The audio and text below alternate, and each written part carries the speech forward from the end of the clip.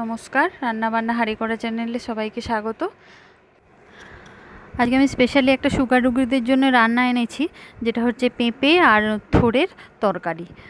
এটা খুব একটা ভালো তরকারি। আমি থোড় নিয়েছি, 2 হাতের মতো একটা থোড় বাজার থেকে কিনে এনেছি।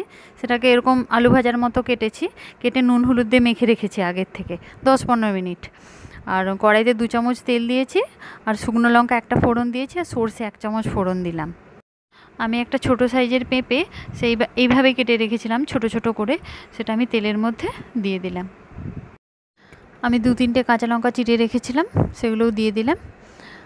এরপর 1 চিমটে আমি হলুদ দিয়ে দিচ্ছি, ভাজার মতো যেটুকু লাগে। দিচ্ছি 1 চামচের মতো, দিয়ে আমি এটাকে এবার ভালো করে ভেজে নেব। ভাজা হয়ে গেছে, মোটামুটি ভেজেছি, খুব ভালো করে ভাজিনি। এবার আমি থোড়গুলোকে দিয়ে দিচ্ছি। থোড়গুলোকে আমি এভাবে নুন হলুদ দিয়ে মেখে রেখেছিলাম, এগুলোকে দিয়ে দিচ্ছি। 1 চামচ আদা পেস্ট দিয়েছি, আর 2 চামচের মতো আমি জিরে দিয়ে দিচ্ছি। 1 চামচের মতো চিনি দিয়েছি, আপনারা চিনিটা নাও দিতে পারেন। আসলে নিরামিষ তরকারি তো একটু চিনি না দিলেও ভালো লাগবে না, সেই জন্য দিয়েছি। আর একটুখানি ভালো করে মিক্স করে এর মধ্যে 1 কাপ জল দিচ্ছি।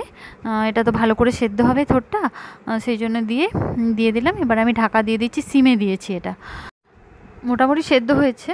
আর এটাকে আমি হাই ফ্লেমে কিছুক্ষণ ভাজবো, 2 মিনিটের মতো। হয়ে গেছে ভাজা। এরপর আমি এই থোড়গুলো মানে সোজা সোজা হয়ে থাকে বলে এটাকে আমি গ্লাসের পেছন দিয়ে না একটু থেসে নিচ্ছি, তাহলে তরকারিটা একটু মাখো মাখো হবে আর কি, খেতে ভালো লাগবে।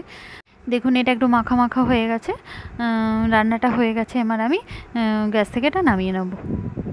ভিডিওটি ভালো লেগে থাকলে লাইক, শেয়ার, সাবস্ক্রাইব করবেন।